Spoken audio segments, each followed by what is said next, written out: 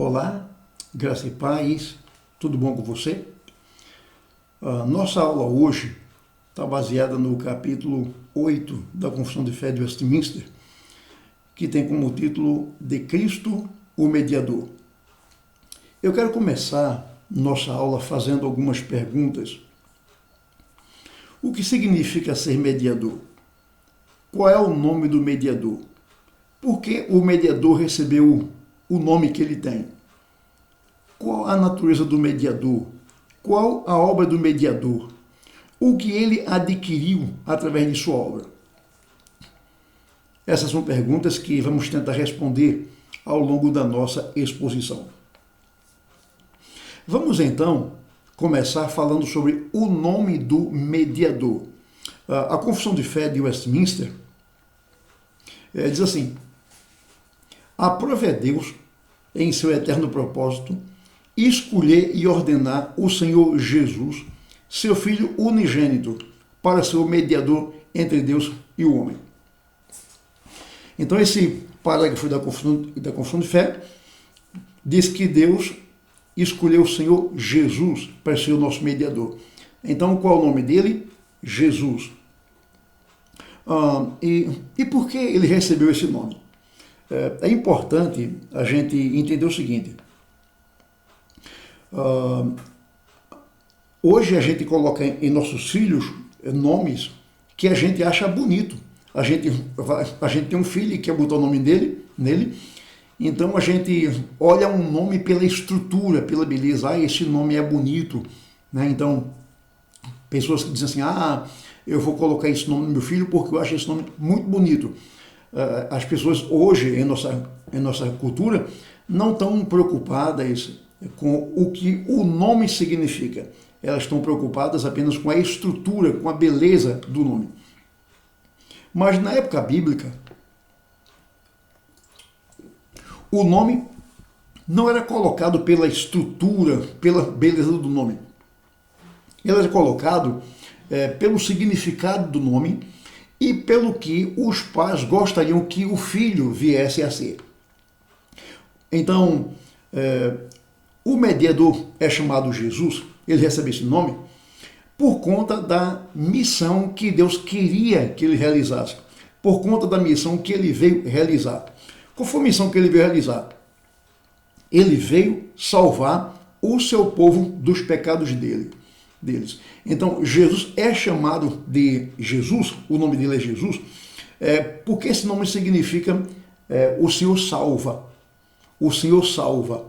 Então, Jesus, o seu nome indica que ele é o Salvador, porque ele veio exatamente realizar a missão de salvar. Essa foi a ordem que o anjo Gabriel deu, né? Que Maria teria um filho e que ela deveria dar àquele filho o nome de Jesus. E assim fez, né? Quando Jesus nasceu, ele recebeu exatamente o nome de Jesus. Então Jesus é o mediador, né? É o mediador. Por quê? Porque ele é mediador? Porque ele está no meio. No meio de quem? Ele está no meio entre o Deus Santo e o homem pecador que merece o justo castigo dos seus pecados. E então ele se coloca no meio para trazer reconciliação entre o homem e Deus. Deus estava de um lado, o homem do outro. Eles eram inimigos por conta do pecado do homem. Jesus vem e se coloca no meio e traz a paz entre o homem pecador e Deus. Ele reconcilia o homem pecador e Deus. Que Jesus é o mediador, a Bíblia não deixa dúvida. Por exemplo, 1 de Timóteo, capítulo 2, e o versículo 5 diz: porquanto há um só Deus e um só mediador entre Deus e os homens, Cristo Jesus, homem. Então o ensino da Bíblia é que, da mesma forma como há um só Deus, segundo a Bíblia não há mais do que um Deus, há apenas um único Deus. Da mesma forma, segundo a Bíblia, há apenas um único mediador, e esse mediador é Jesus Cristo, aquele que está no meio, ligando o Deus Santo ao homem pecador. Esse é Jesus Cristo.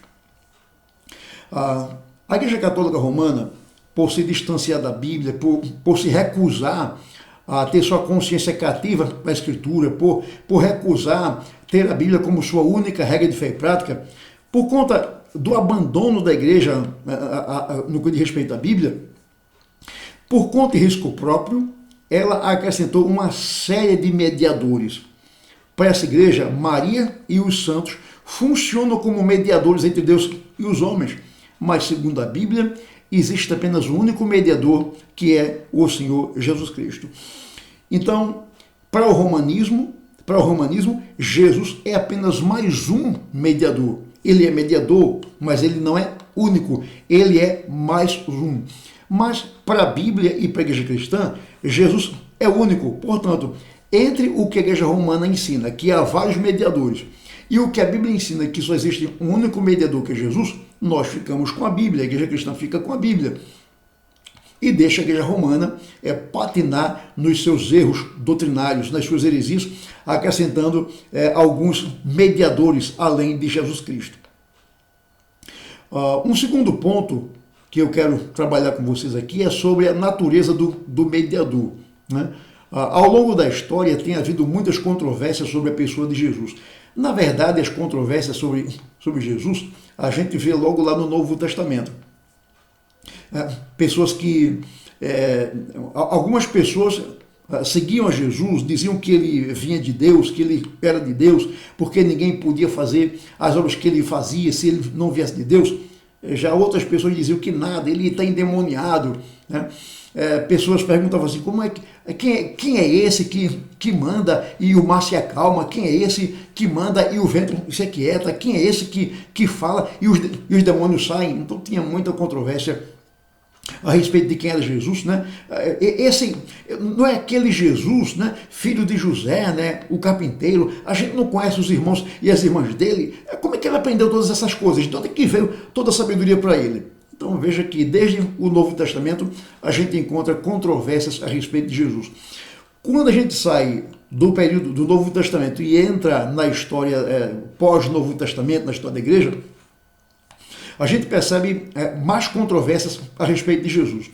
Então, ao longo da história, a gente percebe que alguns diziam que Jesus era homem, defendiam isso, né, que ele era homem, mas que ele não era Deus.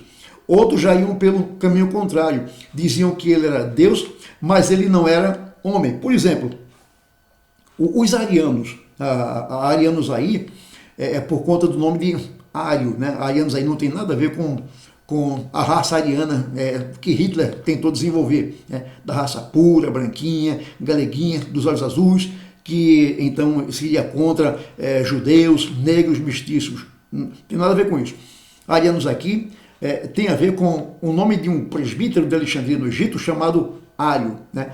Ário não aceitava a divindade de Jesus, ele negava a divindade de Jesus, dizendo que Jesus era apenas um homem especial, claro, né? Mas ele não era Deus. Então Ário negava a divindade de Jesus, dizia que ele era só homem.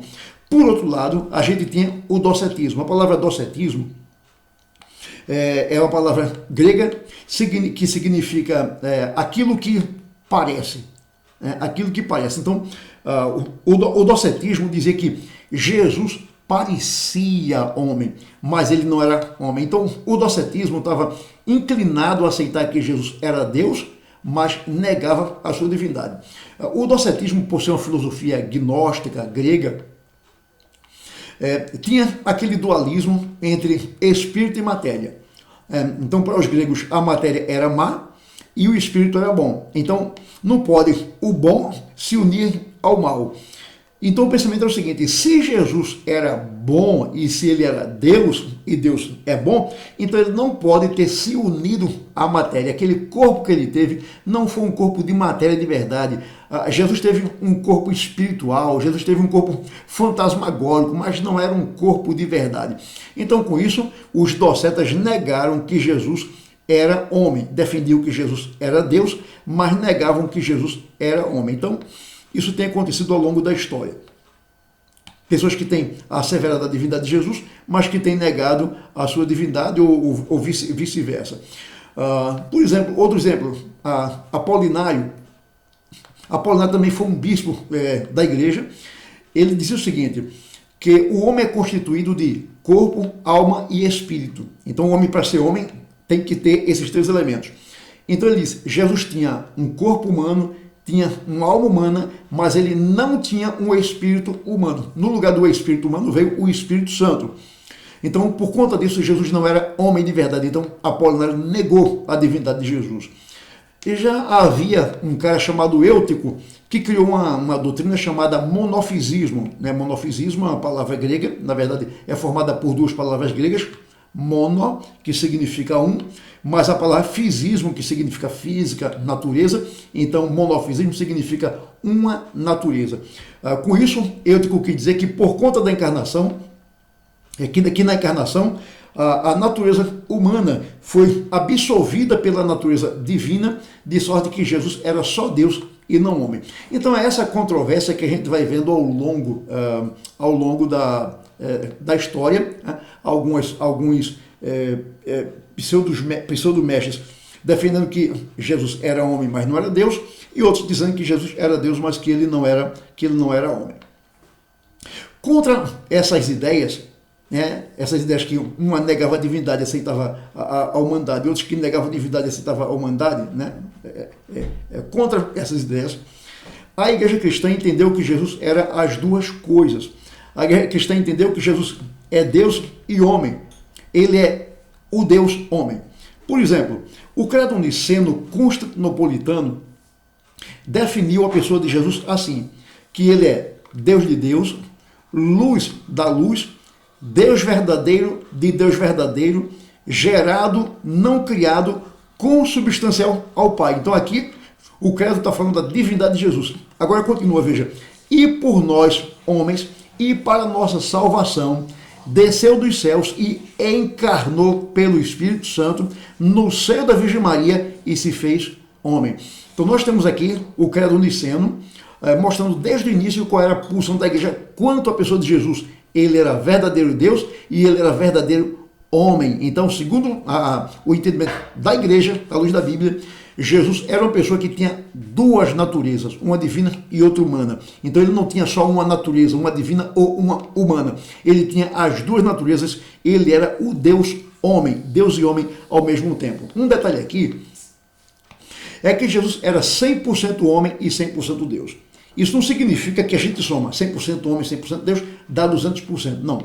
E também a gente não soma 50% homem, 50% Deus para ser 100%, não. Ele era plenamente 100% homem e plenamente 100% Deus. A nossa mente finita não consegue compreender isso, mas é o que a Bíblia ensina. Ela diz que Jesus era 100% homem e 100% Deus. Então, o entendimento da igreja é que Jesus tinha duas naturezas, uma divina e outra humana. Vamos observar cada uma dessas naturezas. Primeiro, vamos observar a natureza divina. Tratando da natureza divina, a Confissão de Fé de Westminster diz: o Filho de Deus, a segunda pessoa da Trindade, sendo verdadeiro e eterno Deus, da mesma substância do Pai e igual a Ele. Então veja que o entendimento dos autores da Confissão de Fé, com base na Bíblia, claro, é que Jesus era verdadeiro e eterno Deus e que ele tinha a mesma substância do Pai e ele era igual ao Pai. Nós temos aqui algumas passagens, como por exemplo, João capítulo 1, versos 1 a 3 diz: no princípio era o Verbo, e o Verbo estava com Deus e o Verbo era Deus. Ele estava no princípio com Deus. Todas as coisas foram feitas por intermédio dele, e sem ele nada do que foi feito se fez. Aqui nós temos uma distinção entre, primeiramente, João aqui identifica Jesus como verbo. Verbo vem da palavra grega logos, significa palavra, razão. Então, João é o único que chama Jesus dessa forma, de verbo. João então aqui faz primeiro uma distinção entre o verbo e Deus, e depois ele faz ele mostra que o verbo e Deus são iguais. Então ele diz assim: o verbo estava com Deus, então a distinção estava com Deus, e depois a igualdade, e o verbo era Deus. A seita Testemunha de Jeová fez uma Bíblia só para ela. Usando a Bíblia normal, a seita Testemunha de Jeová não teria como provar as suas asneiras. Então ela teve que fazer uma Bíblia para ela. Então a seita Testemunha de Jeová usa uma Bíblia que é conhecida como Tradução do Novo Mundo das Escrituras Sagradas. Esse é o nome da Bíblia que eles usam, é uma Bíblia totalmente deturpada. E nós encontramos nessa passagem uma deturpação. Ele diz: no princípio era a palavra, e a palavra estava com Deus, e a palavra era um Deus. Então, para os testemunhos de Jeová, Jesus não é Deus, o Todo-Poderoso. Ele é um Deus poderoso, ele é um Deus menor, ele é um Deus de segunda categoria. Então, com isso, a seita Testemunho de Jeová mostra claramente que ela acredita em mais de um Deus. Ela acredita num Deus maior e no outro menor, no que é todo poderoso e no outro que é poderoso. Só que a Bíblia não dá margem para isso. A Bíblia não ensina que há mais que um Deus. O ensino da Bíblia é que existe apenas um Deus. Então, se a seita Testemunho de Jeová diz que Jesus é um Deus menor, então ela acredita em mais de um Deus. Claro que ela vai negar isso. Se a gente confrontar uma testemunha de Jeová, ela vai dizer: não, nós não acreditamos em mais que um Deus. Bom, mas a partir do momento que você acredita que é um Deus grande e Jesus é um Deus menor, então eles estão acreditando em mais de um Deus. Mas aqui João diz que o verbo era Deus. Jesus era Deus. E note que João aqui atribui a Jesus uma obra de Deus, que é a criação. Diz: todas as coisas foram feitas por intermédio dele, e sem ele, sem Jesus, nada que existe teria sido feito. O apóstolo Paulo, em Colossenses capítulo 1, vai no mesmo caminho. Ele diz que Jesus Cristo, ele é antes de todas as coisas, nele tudo subsiste, e diz que nele foram criadas todas as coisas, em cima dos céus e embaixo na terra, as coisas visíveis, as invisíveis, aí tronos, soberanias, potestades, tudo foi criado por Jesus. Então a Bíblia dá a Jesus atributos da divindade como atributo da criação. Só Deus pode criar todo esse universo. E a Bíblia diz que Jesus é o Criador de todas as coisas. Uma outra passagem, Filipenses capítulo 2, verso 6, apenas a parte A, que diz que Jesus subsistiu em forma de Deus. Então o testemunho de Paulo é que Jesus na eternidade tinha a forma de Deus. Aí o que acontece? Aí ele entrou na história humana, ele entrou no tempo humano e ele assumiu então a forma humana, assumiu a forma de servo, para que através dessa forma de servo, forma humana, ele pudesse então resgatar o seu povo. Então Paulo disse: Jesus tinha a forma de Deus. E mais ainda, veja, 1 de João capítulo 5, verso 20, a parte B, diz: e estamos no verdadeiro em seu Filho Jesus Cristo. Este, Jesus Cristo, é o verdadeiro Deus e a vida eterna. João então claramente diz: Jesus é o verdadeiro Deus. O nosso entendimento da Bíblia é que Deus é um só, porém ele subsiste em três pessoas: o Pai, e o Filho e o Espírito Santo. Nós não temos aí três deuses, ou um Deus de três cabeças. Nós temos aí apenas um único Deus, mas esse Deus, segundo a revelação da Bíblia, subsiste em três pessoas: o Pai, o Filho e o Espírito Santo. E cada uma dessas pessoas é Deus verdadeiro. O Pai é Deus verdadeiro, o Filho é Deus verdadeiro e o Espírito Santo é Deus verdadeiro. A nossa mente não consegue compreender isso. Isso não é contradição. Isso é super intelectual. A nossa mente não consegue compreender. Mas não é porque nós não conseguimos compreender que não é verdade. Os liberais é que vão por esse caminho. Aquilo que eu não posso compreender racionalmente não é verdade. Então, por isso, os liberais negaram os milagres bíblicos, negaram a divindade, negaram a encarnação de Jesus Cristo, negaram uma série de coisas sobrenaturais da Bíblia. Então, os liberais é que vão por esse caminho de negar aquilo que a mente não pode compreender. Bom, Deus é infinito, nossa mente é finita, o infinito não cabe no finito. Agostinho dizia: creio para que possa compreender. Ele não entendia, mas ele cria porque estava revelado na palavra de Deus, a questão da Trindade e outras coisas. Então a primeira natureza de Jesus, para a qual eu chamei sua atenção, é a natureza divina. Jesus Cristo é divino. Aqui um detalhe: houve uma discussão no Concílio de Nicéia. O Concílio de Nicéia aconteceu em 325 depois de Cristo, e nesse concílio tinha lá alguns grupos discutindo. Entre eles estava Ário e o grupo dele. Ário, já falei para vocês, era um presbítero da igreja de Alexandria que não acreditava na divindade de Jesus. E houve um debate nesse concílio para resolver essa questão. E durante a discussão, né, Ário defendia que Jesus não era Deus, ele era menor que Deus, né, um homem especial, mas ele não era Deus. Aliás, ele foi criado por Deus. Do outro lado havia o grupo ortodoxo que defendia que Jesus era Deus. Durante o debate surgiram duas palavrinhas. Os arianos estavam dispostos a usar a palavra grega homoiousios, né? Homoiousios. Essa palavrinha usada pelos arianos, que significa que Jesus é semelhante a Deus. Ele tem uma natureza parecida com Deus. Mas ser parecido, ser semelhante, não é a mesma coisa. Então eles usaram essa palavra grega, homoiousios, para dizer que Jesus era semelhante. Já os ortodoxos usaram uma outra palavra bem parecida, a palavra homoousios. Não é a mesma palavra, é outra. Homoousios, que significa substância igual, idêntica. Com isso, então, o Concílio de Nicéia definiu que Jesus era alguém que tinha a mesma substância do Pai, que tinha a mesma glória do Pai, a mesma divindade do Pai. Ele era igual a Deus. Vejamos aqui a segunda natureza de Cristo, do mediador, que é a natureza humana. Quanto a isso, a Confissão de Fé de Westminster diz que Jesus tomou sobre si a natureza humana. Em todas as suas propriedades essenciais, ele teve um corpo humano, ele teve uma alma humana, né? Ele cresceu em estatura, ele cresceu em intelecto, em entendimento, né? E bem como ele herdou, ele assumiu a natureza humana em todas as suas propriedades essenciais e enfermidades comuns, contudo sem pecado, né?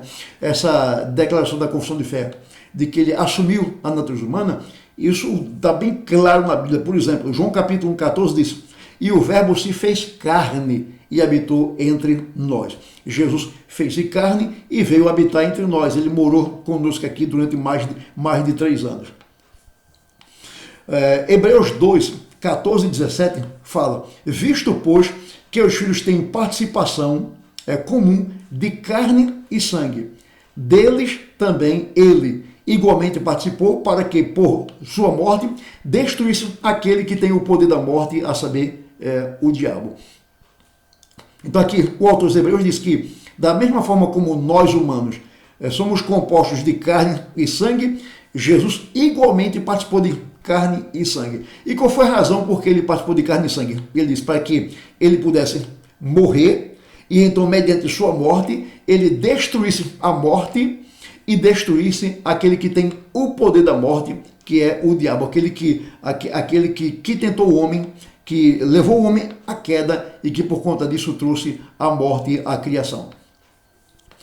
Jesus foi em tudo semelhante aos homens. Ele teve carne que nem os homens, sangue que nem os homens, osso que nem os homens, teve uma alma que nem os homens, cresceu em estatura, em sabedoria, mas ao mesmo tempo ele era diferente dos homens.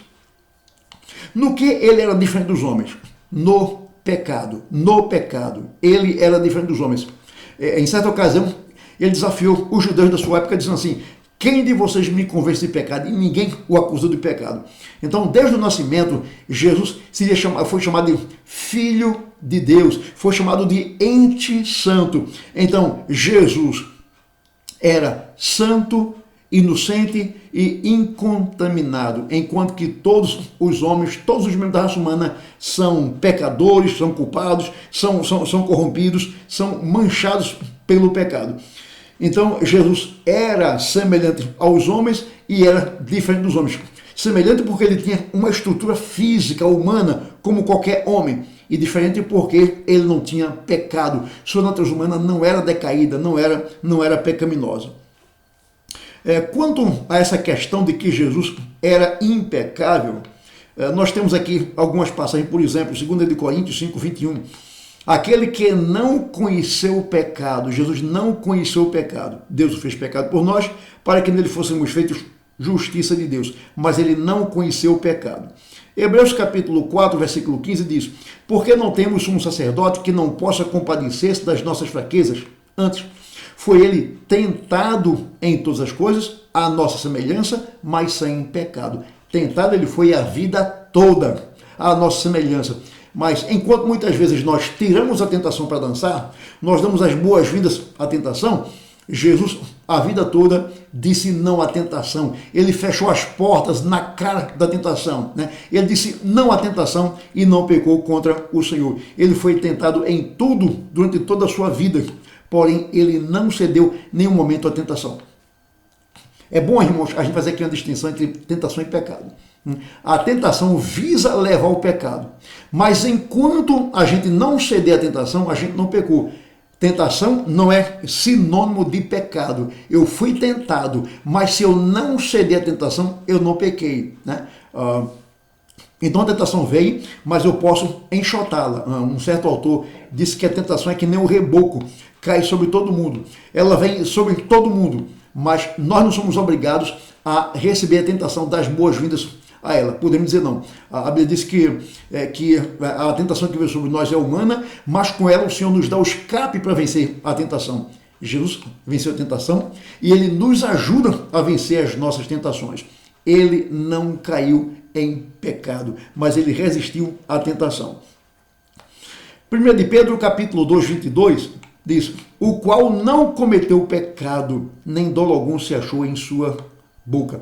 Então a vida de Jesus toda foi uma vida santa, justa, verdadeira, perfeita, imaculada, uma vida agradável a Deus, a vida toda. Jesus não cedeu ao pecado, mas o tempo todo ele andou de conformidade com a palavra do Senhor. Irmãos, embora Jesus tivesse duas naturezas, ele era apenas uma única pessoa. Houve na história da igreja um cara chamado Nestor, que parece que ensinava isso, que ensinava que em Jesus havia uma dupla natureza, que Jesus era duas pessoas numa só, né? E o entendimento da igreja é que Jesus era apenas uma única pessoa, ele tinha duas naturezas, mas ele era apenas uma só pessoa, ele era um só Cristo, ele era um só mediador, e não duas pessoas, não dois Cristos e não dois mediadores. E como Jesus tem uma natureza divina e outra humana, ele é verdadeiro Deus e verdadeiro homem, e nesta condição ele permanecerá para sempre. Veja, na eternidade, Jesus era só Deus, só Deus. A partir do momento que ele veio, nasceu de Maria, recebeu a natureza humana, então essa natureza humana ficou ligada a ele pelo resto da vida, pelo resto da eternidade. Jesus nunca mais deixará de ser Deus e homem, nunca mais deixará de ter a natureza humana.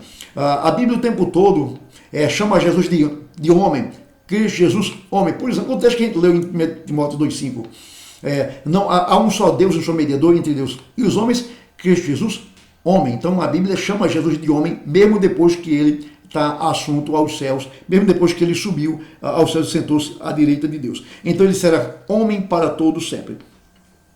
Em sua natureza humana, o mediador Jesus nasceu sob a lei e a cumpriu perfeitamente. Ele disse que não veio para revogar a lei, ele veio para cumprir a lei, e ele andou debaixo da lei, cumprindo cada detalhe da lei. Ele andou fazendo a vontade de Deus revelada na lei.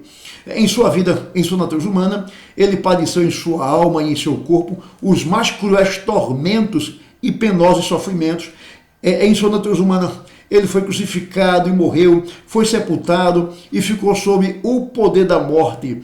Finalmente, no terceiro dia, ele ressuscitou com o mesmo corpo com que tinha padecido, subiu ao céu com o mesmo corpo e assentou-se à direita do Pai, de onde virá com o mesmo corpo para julgar os vivos e os mortos. Então Jesus, ele encarnou para toda a eternidade, né? Então a segunda pessoa da Trindade é Deus homem. Ele sempre foi Deus e agora também ele é homem, porque ele assumiu a natureza humana. Então ele não é somente Deus agora, mas ele também é homem. Um outro ponto do nosso estudo aqui é a questão da obra do mediador. A Confissão de Fé diz que o mediador, mediante sua obediência e pelo sacrifício de si mesmo, satisfez plenamente a justiça do Pai, né? Coisa que Adão não conseguiu fazer. Lá no Jardim do Éden, Adão quebrou a justiça do Pai, Adão quebrou a lei do Pai, de Deus, né? E então Deus providenciou um segundo Adão, que foi Cristo. É assim que Paulo denomina Cristo, de segundo Adão. O primeiro Adão foi um fracasso, o segundo Adão foi vitorioso, que é Cristo. Por conta da queda do homem no Jardim do Éden, a queda de Adão não foi somente a queda de Adão, mas foi a queda de toda a raça humana. Daí o castigo que Deus impôs sobre Adão não foi apenas sobre Adão, mas sobre toda a raça humana. Por exemplo, quando Deus disse que se Adão pecasse, ele morreria, e Adão pecou e ele morreu, mas não somente ele recebeu o castigo da morte, mas toda a raça humana recebeu o castigo da morte. Que nem Eva, né? Deus disse que Eva, o castigo de Eva seria que ela teria filhos com dores de parto. Mas esse castigo não veio apenas sobre Eva, mas veio sobre todas as descendentes de Eva, sobre todas as mulheres. Toda mulher que tem filho tem dores de parto, isso faz parte da maldição que Deus impôs sobre a mulher por conta do seu pecado. Então, a raça humana caiu em Adão, porque Adão era o pai da raça humana, ele era o chefe representativo da raça humana. Ele era o chefe do pacto de obras que Deus fez com Adão e em Adão com a raça humana. Então, quando Adão caiu, a raça humana também caiu. Deus então ficou irado com Adão e ficou irado com a raça humana, porque a raça humana tornou-se pecaminosa, a raça humana quebrou a lei de Deus. Deus estava irado com a raça humana por causa dos seus pecados, e a justiça de Deus, que é santa, exigia que a alma que pecar, essa morrerá. Então, o homem teria que morrer eternamente, teria que ser castigado, receber os castigos eternos, o sofrimento eterno no inferno. Todos nós deveríamos morrer eternamente. Algo que aconteceu. Jesus veio e se colocou em nosso lugar. Jesus veio e assumiu a nossa culpa. Jesus veio e assumiu o nosso pecado e ele morreu pelo nosso pecado. Jesus não morreu pelo pecado dele porque ele não tinha nenhum. Jesus morreu pelo nosso pecado, ele morreu em nosso lugar. Ele deu a vida em nosso lugar e derramou seu sangue em nosso lugar. A morte de Jesus foi vicária, foi substitutiva. Jesus deu a vida por outros, né? Por homens, e não por ele mesmo, pelo seu próprio pecado. Ele tomou, então, o lugar dos pecadores, e pelos pecadores ele deu sua vida, que era santa, inocente, imaculada, né? Jesus morreu por nós. A Bíblia é cheia de passagens, né, que diz que ele morreu por nós, ele se entregou por nós, ele deu sua vida por nós. A morte de Jesus não foi simplesmente resultado do ódio dos judeus e dos romanos contra ele. Ele diz que ninguém tira a sua vida, ele diz, eu de mim mesmo a dou para que eu possa a reassumir. Jesus voluntariamente deu sua vida, ele se entregou à morte, porque ele sabia que somente pela sua morte ele poderia conseguir o resgate, a redenção, a remissão dos pecados para aquele que nele cresce. Ele morreu em nosso lugar. Mas a pergunta é, Cristo satisfez plenamente a justiça de Deus? E a pergunta é, mas ele satisfez a plena justiça de Deus por todos os pecadores? Paulo diz que na cruz ele quitou a dívida dos pecadores. Ele quitou a dívida de todos os pecadores? De cada pecador em particular? Não. João diz que Deus amou o mundo de tal maneira que deu seu Filho unigênito para que todo que nele crê não pereça, mas tenha vida eterna. Eu lhe pergunto, todo mundo crê em Jesus? Claro que não. Então aquele que não crê em Jesus não pode ter sua dívida com Deus quitada. Aquele que não crê em Jesus não pode ter a justiça de Deus plenamente satisfeita em favor dele. A justiça de Deus foi plenamente satisfeita em favor daquele que crê em Jesus Cristo. A dívida foi paga plenamente daquele que crê em Jesus Cristo. Nem todos creem em Jesus Cristo.